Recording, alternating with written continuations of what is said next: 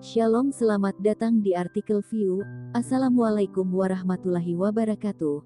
Hai sahabat Ariel Wibowo, apa kabar kalian semuanya? Semoga kalian baik-baik saja. Untuk teman pekerja yang jauh perantau dalam negeri atau di luar negeri, yang jauh dari keluarganya seperti admin, semoga kalian semuanya dilindungi dan diselamatkan dalam pekerjaan masing-masing. Dan untuk sahabatku yang bersama keluarganya, semoga kalian sehat selalu dalam lindungannya. Amin. Episode 155, Kisah seorang CEO muda yang berpura-pura culun.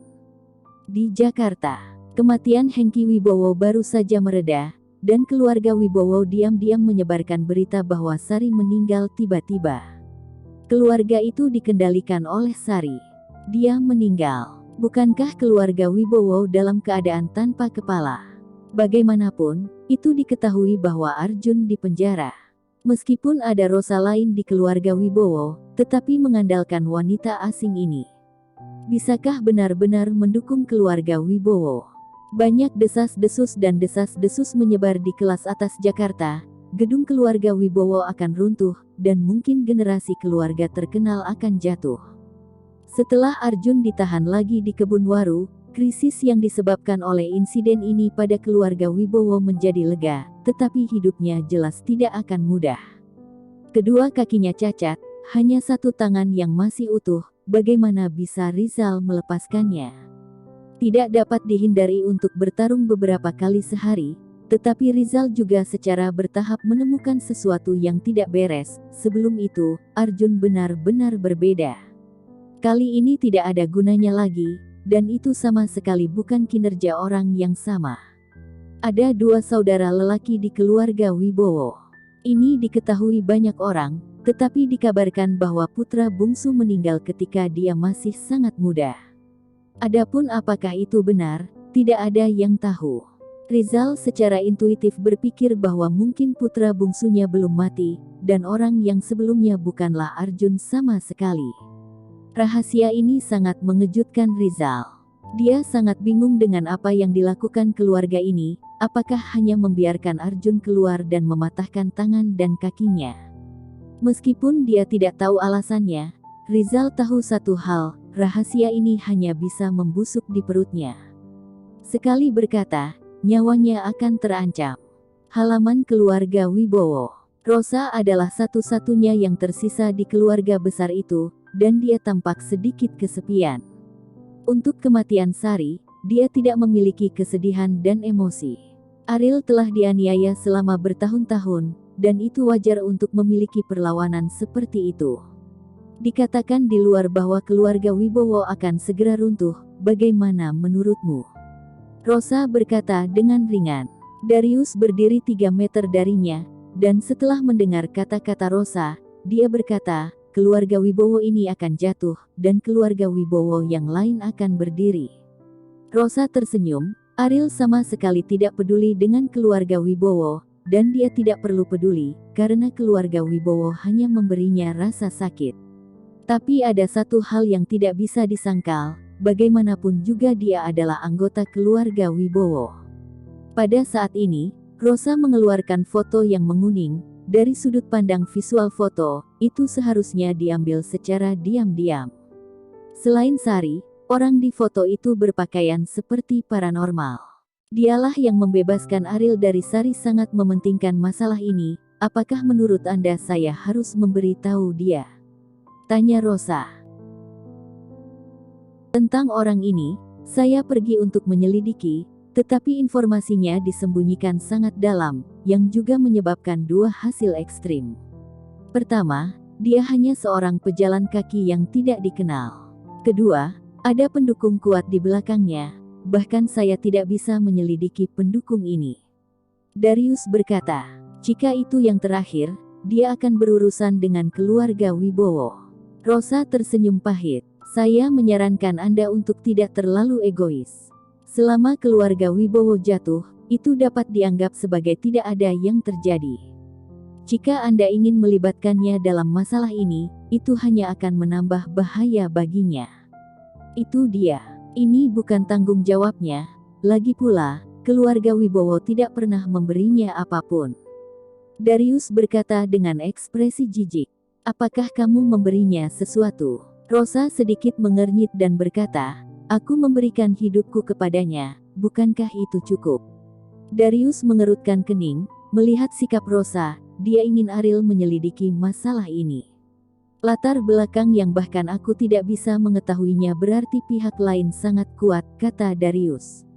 Rosa berdiri, menyimpan foto-foto itu, dan kembali ke kamar tanpa mengucapkan sepatah kata pun.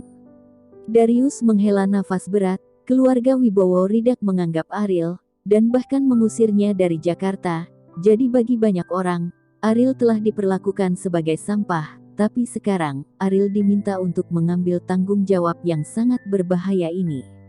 Ini benar-benar tidak adil bagi Ariel. Tapi Ariel percaya Darius, pengawal keluarga, apa Rosa ingin melakukannya, dia tidak bisa menghentikannya. Muridku yang baik, nasibmu dalam hidup ini benar-benar kasar. Semoga Anda dapat menghapus semua rintangan. Darius berkata pada dirinya sendiri. Di Bandung, Ariel tidak ada hubungannya, merawat bunga dan tanaman di taman villa. Kauri juga membantu.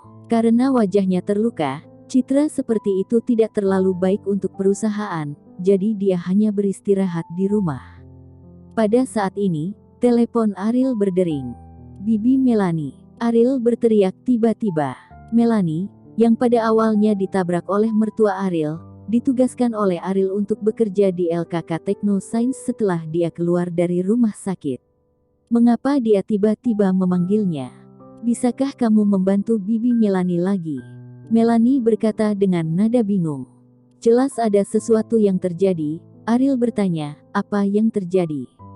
Mereka akan memanggil polisi untuk menangkap anak saya, mengatakan bahwa anak saya adalah penjahat dan orang yang tidak senonoh, kata Melanie.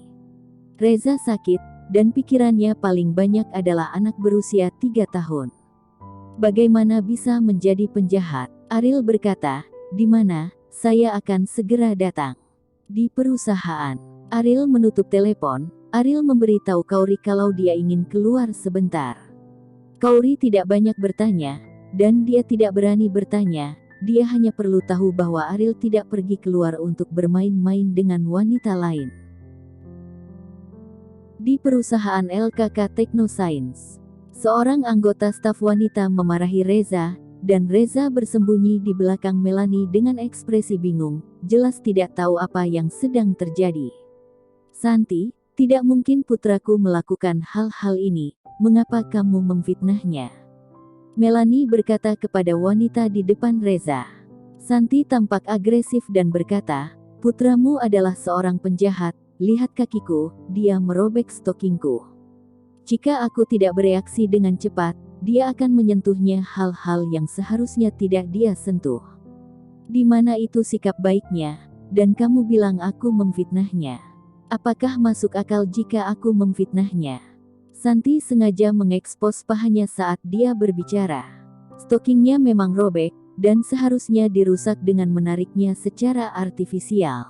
Di hadapan bukti kuat, rekan-rekan lain yang menyaksikan kegembiraan itu juga menuduh Melanie. Saya pikir putra Anda hanya berpura-pura bodoh. Dia makan dan minum gratis di perusahaan setiap hari. Anda harus segera menyingkirkannya. Ya. Perusahaan kami adalah perusahaan besar.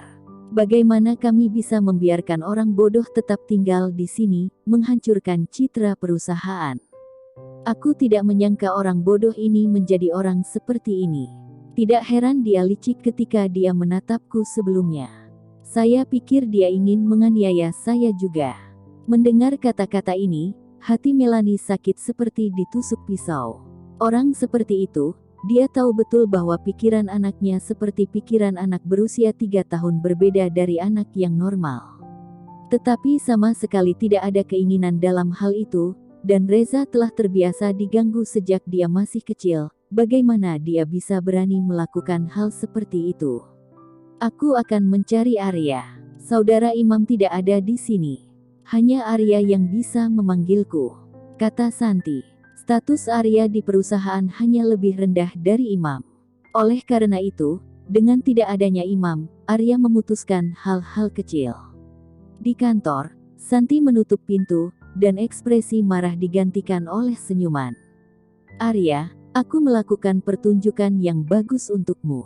Kamu tidak bisa kembalikan tas yang kamu janjikan untuk diberikan kepadaku. Santi berjalan ke arah Arya dengan mempesona dan duduk di pangkuannya. Arya membelai kaki seksi Santi dengan senyum di wajahnya. Bodoh itu, biarkan dia berlutut dan belajar bagaimana menggonggong untukku. Dia bahkan tidak mendengarkanku. Orang bodoh ini seharusnya sudah lama ditendang keluar. Cepat keluar, lihat, Anda tampil sangat baik hari ini, dan saya tidak akan memperlakukan Anda dengan buruk. Petik 2.